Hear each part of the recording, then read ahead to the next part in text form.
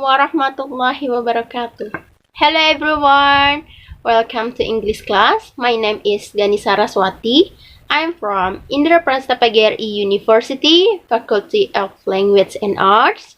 Today our topic is classroom management for young learners. Okay, before we get to discussion, in this pandemic era, we have to enthusiastic even though everything is done from home. If you want to leave the house, don't forget always follow the health protocols from the government.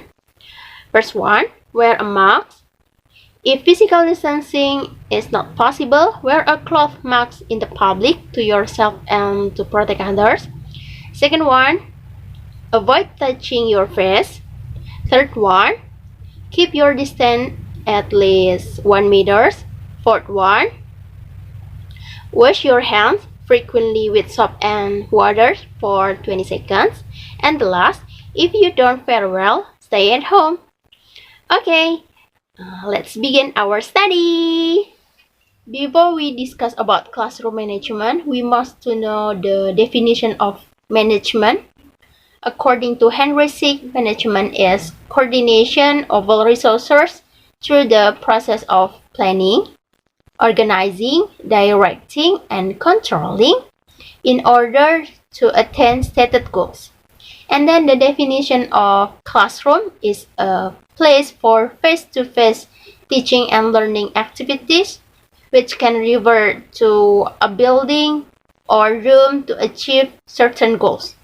So, the main of classroom management is an activity that has been planned, directed, and controlled by a teacher to achieve balance in the classroom with the intention of maximizing learning. In other words, a teacher should enjoy when he or she is teaching. Otherwise, children feel the same. As for the purpose of classroom management is to provide facilities for a variety of students learning in social, emotional, and intellectual environments in the classroom. The next, there are 4 points for our discussion today, namely, first one, how do we as prospective teachers to manage the class properly? Second one, what things are needed to manage the class? Third one, problem that will occur in managing the class. And the last, the component that needed to be considered in managing the class. We will discuss one by one for the first point about how do we as prospective teacher to managing the class properly. Being a teacher in the classroom sometimes can be mother. It means that the managing of the classroom is totally on the teacher hand. So that there are several teachers should do in the classroom as in the following. 1. Have sense of humor, open-minded, adaptable, patient, good exam, etc. 2. Respect the children and be realistic. 3. Think in the equal level or being as the children's friends as their age. 4. Help the children feel secure and comfortable. 5. Create the psycho surrounding. 6. Make ice-breaking as creative as possible. 7. Arrange the desk properly. 8. Grouping the children properly. Limit the number of members in the group. Pair work, group work, etc. 9. Use English language in the classroom as much as possible. The second point, what things are needed to manage the class? The things needed to the classroom management, namely, 1. Classroom arrangement. The arrangement of the room rests on the determination of student seats in a format that makes it easy for students to see the teacher. The formation of student seats also needs to be changed within a certain time. Seating formation changes need to be made so that students don't get bored in class and are closer to their friends in one class. 2. Anticipating classroom conditions. The condition of all students, both psychically and psychologically, including students who are late entering class. Until students are ready, don't start teaching. There are times when we enter the classroom, the class atmosphere is very noisy or the children are walking back and forth from their seats. As educators, we must not tolerate this. 3. Set the rules firmly but friendly. When a student commits a valuation, we must be strict in giving consequence according to the agreed rules. It will be better if the rules were met with students from the start of school year. 4. Keep student focused. There are many reasons why students cannot focus on the lesson.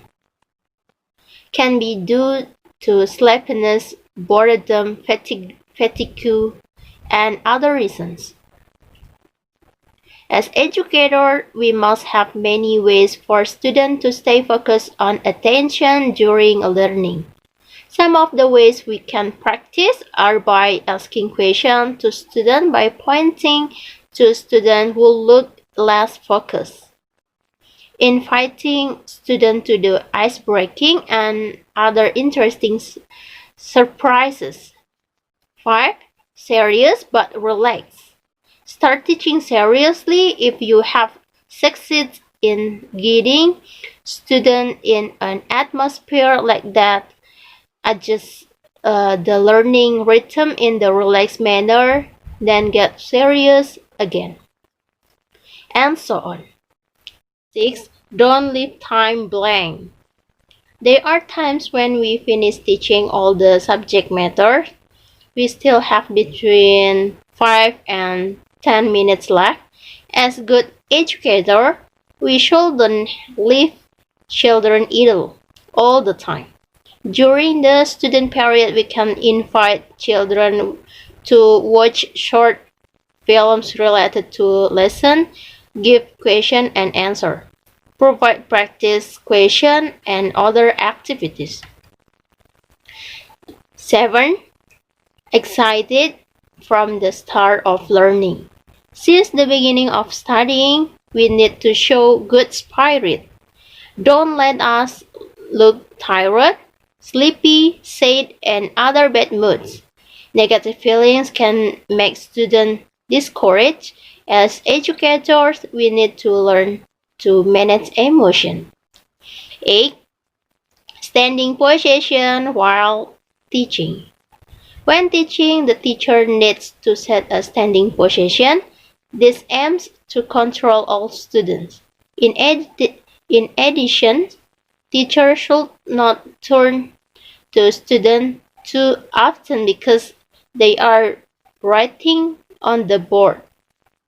Next, the third point about problem that will occur in managing the class.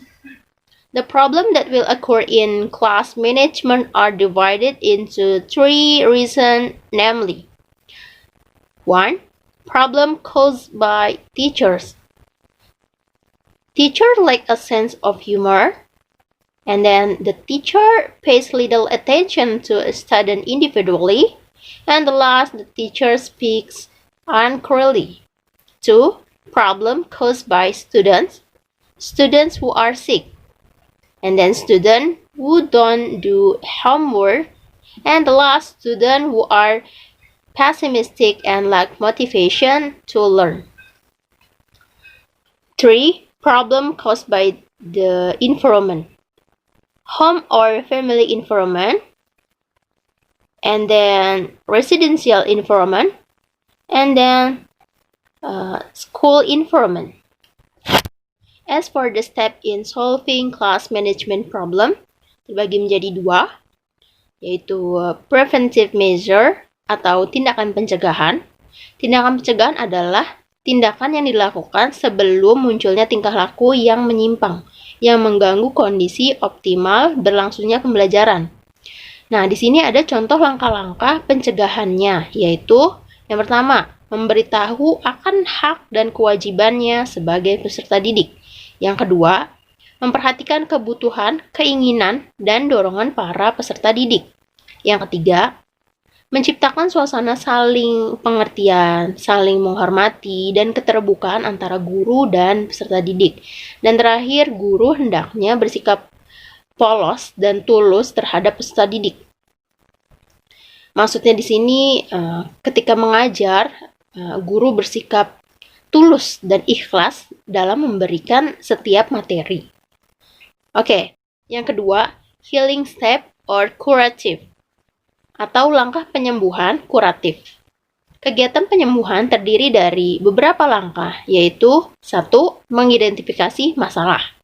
Guru mengenal atau mengetahui masalah-masalah pengelolaan kelas yang timbul dalam kelas. Berdasarkan masalah tersebut, guru mengidentifikasi jenis penyimpangan sekaligus mengetahui latar belakang yang membuat peserta didik melakukan penyimpangan tersebut. Misalnya, kenapa kelas berisik? Jadi, kita harus mengetahui masalah-masalah yang ada di dalam kelas. Ketika kelas berisik, apakah kita kurang dalam penjelasan materinya? Ataukah murid sudah mulai bosan? Yang kedua, menganalisis masalah.